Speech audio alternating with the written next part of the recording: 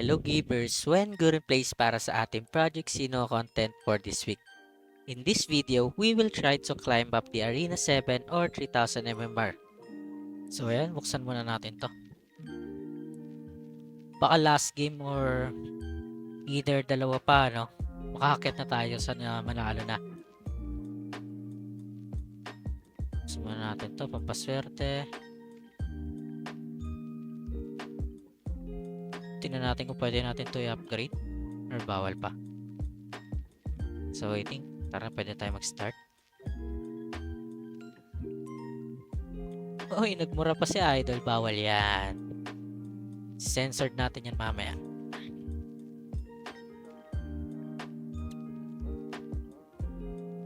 So normal sino lang yung gamit niya. Ganyan din yung dati kong lineup, no? Hindi ako nagsa-psychic. I-fireball na natin yung grappler niya. Sayang wala tayong Rising Dragon.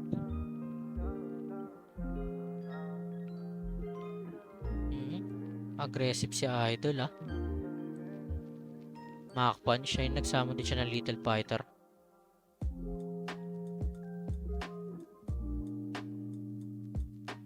Nadamay pa nga.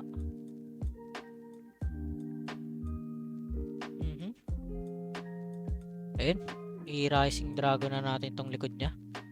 Tsaka patayin na natin yung Little Fighter sa likod. Tignan natin kung mapapatay natin gamit ng Crush Rate. Ayun, hindi kaya. Nabuhay pa nga. Pero okay lang.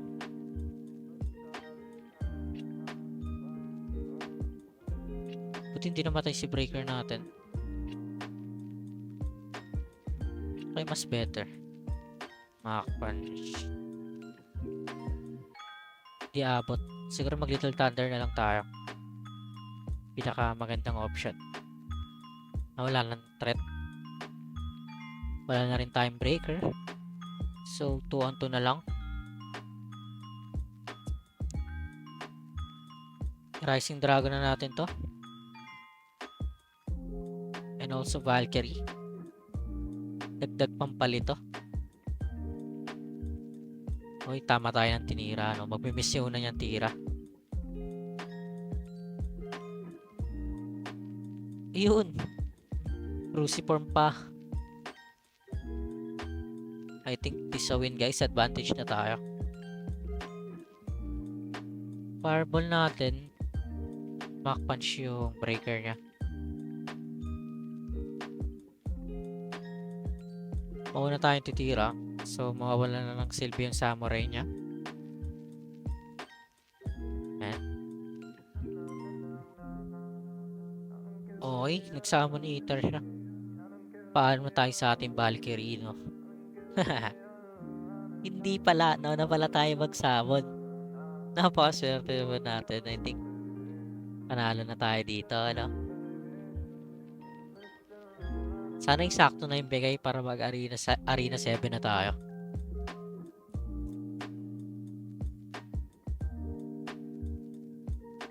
Aura Knuckle and Inferno. Let's go.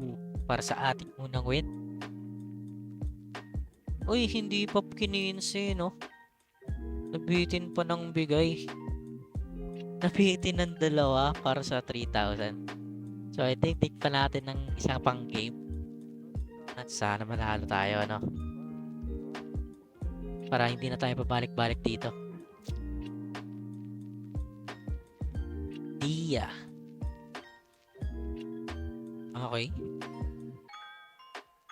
Normal sino lang yung gamit niya. Pero tignan natin yung level niya. Mas mataas sa HP ng psychic niya, no? Uy, tira natin to. Bawas-bawasan na natin yung dalawa sa likod.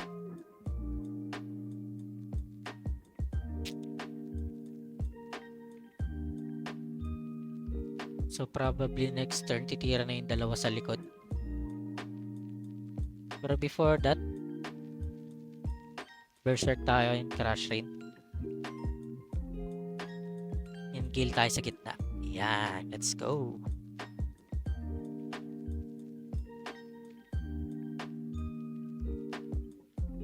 Little Thunder, medyo masakit yan.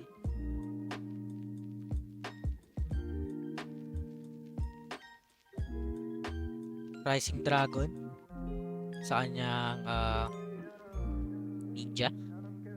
Sana wala siyang skill na ako Hagakure. Baka mag-miss yung tira natin eh. Ayun, wala. Patay na yung kanyang ninja pero nakapag-summon pa.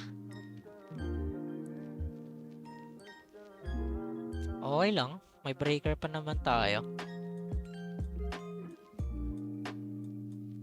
Wala tayo skill. Little Thunder. At Galaxy tayo sa gitna. Sana patay na yung psychic niya.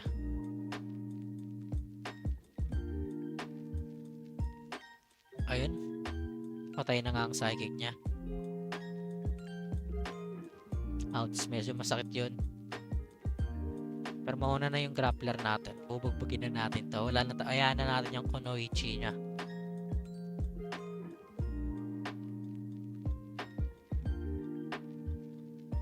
Let's go! Naamoy ko na ang Arena 7.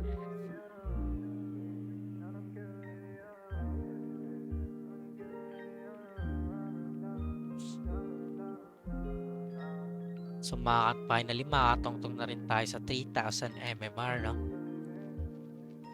Patay na to. Ayun. Tignan natin. 6 trophy ang bigay.